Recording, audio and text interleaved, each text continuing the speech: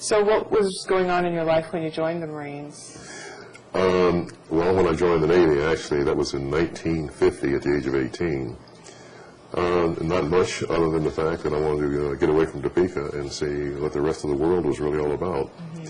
And, of course, having gone through the flight training, I received my wings and commission in October of 1952.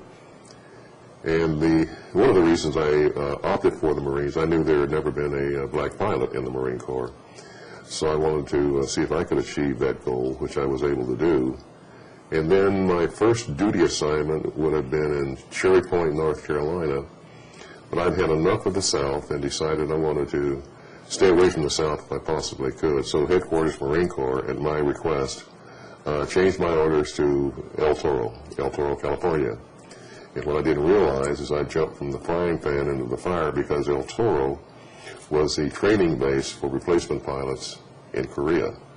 So I jumped from the frying pan into the Korean War via El Toro. I see. So what would you say were the differences in the El Toro base and some of the other bases that you were stationed at?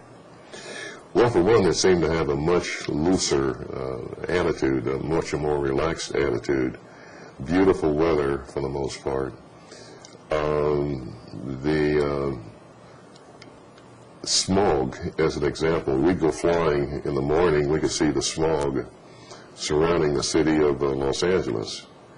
And when I returned to El Toro in '53, we were amazed to see how much further down the coast the smog had crept. And you could almost, year by year, see it coming closer to the base there in Santa Ana. The eucalyptus trees, I can remember the smell of those trees that surrounded the base. I remember the Irvine Ranch. The places we would go on Liberty were, for the most part, over in Laguna Beach. And that was where we really hung out for the most part because it was such a lovely town. So how did you end up at El Toro? I was the only one out of my whole group that got to go to El Toro, and I think it was only because I was a beautician, and we opened the beauty shop. 3 girls of us opened the beauty shop at El Toro, and I think that was because that was what they put on my papers. You know, you're going to the beauty shop, so I wanted to be a mechanic. It was 1944. Yeah, 1944. March of 1944. So you said you wanted to be a mechanic. My donkey was going to go away to mechanic school. And my donkey. Oh. And I wanted to go with her because we'd become real good friends. She was from Ohio, Dottie Egoff. So she was going to Norman, Oklahoma and be a mechanic. And I thought, oh man, that would really be fun. If I ever learned to drive, I can fix my own car. Because I used to play around with my brothers, shining their cars and all that. You know, I thought, well, that'd really be neat to be a mechanic, work on airplanes. I could surely work on a car. But since I was a beautician, I had to go be a beautician, so I made the most of it. Yeah. And went. I never heard from Dottie after she got off of the train that day. Don't know anything, whatever happened to her. The worst part of the Korea experience was the Battle of the Chosin Reservoir in North Korea, November and December. Did you have any role in that? I was there. You were there? I was there. And that was temperatures during the day were hovered around 25 below and at night 40 below, and it was we were completely surrounded by the 24th Chinese Field Army, which had 10 divisions.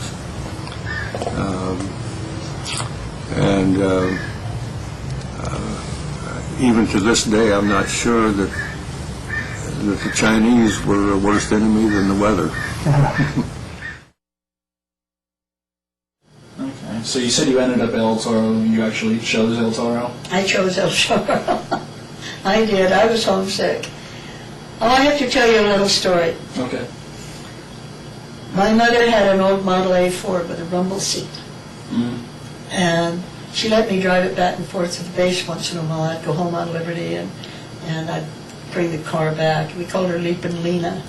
And there was a little teensy parking lot right outside the main gate, and that's where I parked.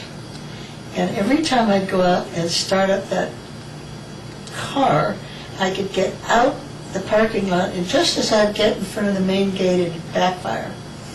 And all these Marines are always standing around waiting for a bus or a Jeep or whatever was coming along. And so I was highly embarrassed. Fast forward a year, and I was on a bus going from Marine Air Station Eva into Honolulu. And I was just sitting on the bus, and this Marine got in and sat down next to me. Well, you know how it goes. The first time you meet somebody, where are you from? Mm-hmm. I'm from California. Oh, I know somebody from California. Do you know so-and-so? And so, well, where were you stationed? El Toro. And then he started looking at me, and he looked at me, and he looked at me, and he looked at me, and he said, did you happen to drive a Model A4? Here I am, clear in Hawaii. And this guy remembers my backfiring Leapin' Lena. That's So how long did you stay at El Toro then?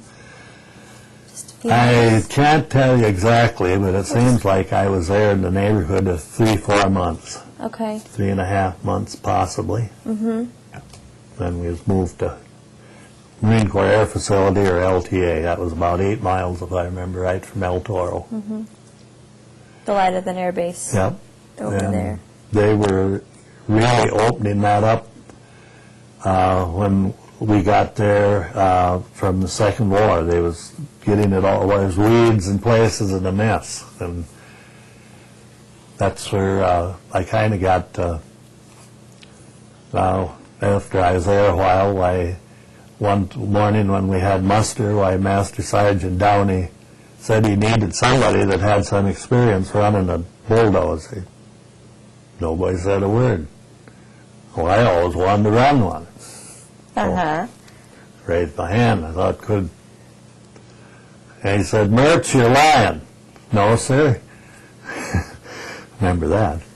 Well, nobody else was there, so when we fell out for muster, he said, Mertz, come with me. He took me a pickup and took me out where they was building a recreation area, and there sat that dozer. Well, he said, get on it and see if you can do anything with it. Well, I got on it, and I think the Lord was with me. I fired it off, and well, it ran away, and I looked around, oh, this will raise the blade, and I raised the blade, and I just hope this gear goes forward. I pulled the clutch in, away we went, and I just worked my way away from him, and he just kind of looked there and scratched his head.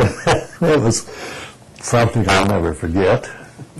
And I went back in the boonies where there were some other guys working with equipment, and I got it all, just let her run and got off of it, and I'll never forget there's a guy there by the name of Fraser from Iowa, and he said, you were a dozer operator.